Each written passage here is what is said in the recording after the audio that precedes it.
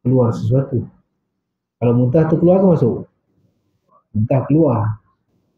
Yang pasti kita diharamkan makan, minum. Itu semuanya memasukkan. Jadi di antara para sahabat di antara para sahabat yang mengatakan sengaja ataupun tidak sengaja tidak membatalkan puasa adalah Abu Hurairah radhiyallahu anhu sendiri. Ini sebagaimana yang disebut oleh Imam Al-Bukhari. Kemudian pandangan Ikrimah, pandangan Ikrimah. Kemudian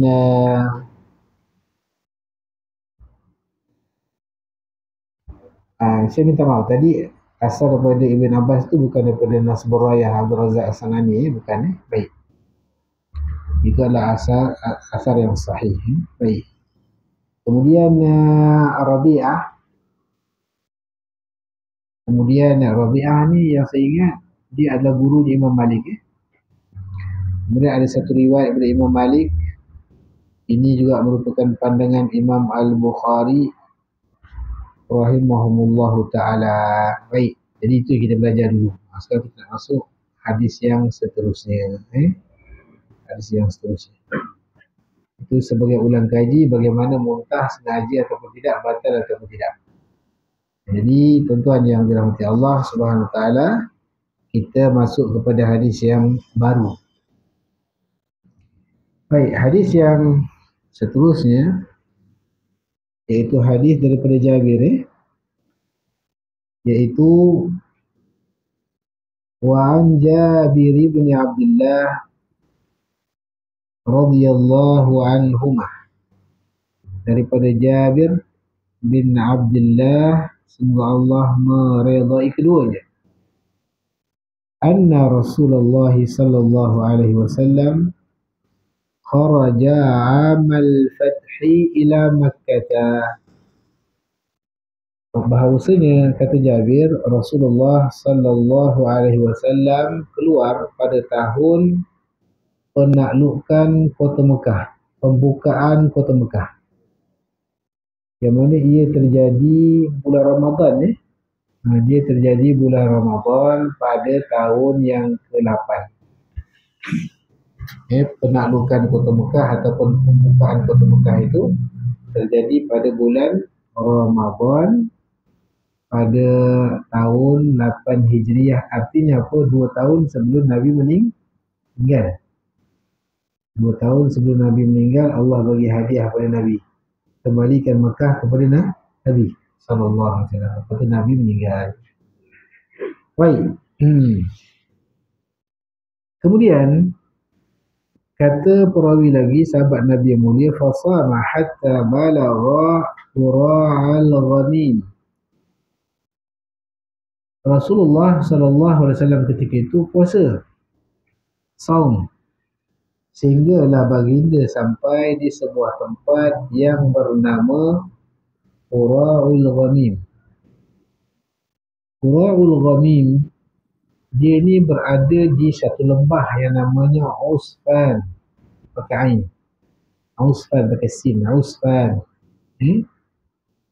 Kemudian Usfan ini satu lembah jalur yang berada di antara Mekah dengan Madinah.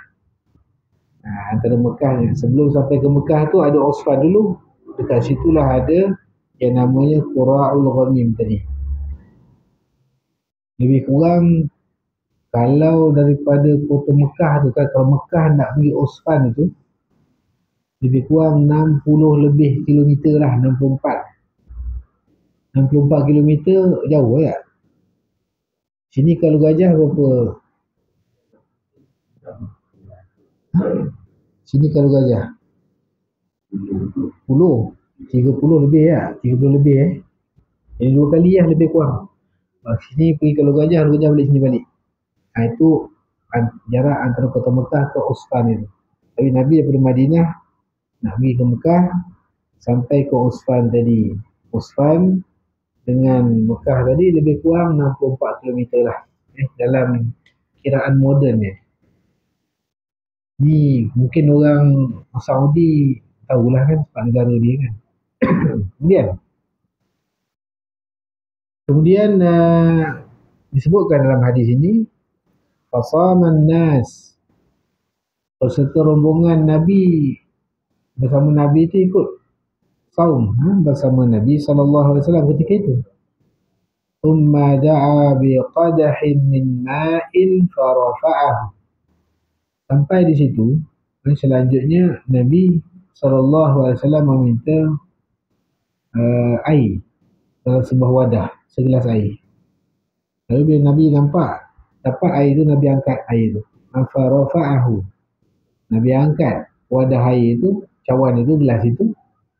Kemudian disebutkan hatta nazaran nasu ilaihi, sehingga manusia, rombongan sahabat-sahabat Nabi itu nampak, melihat kepada baginda sallallahu alaihi wasallam.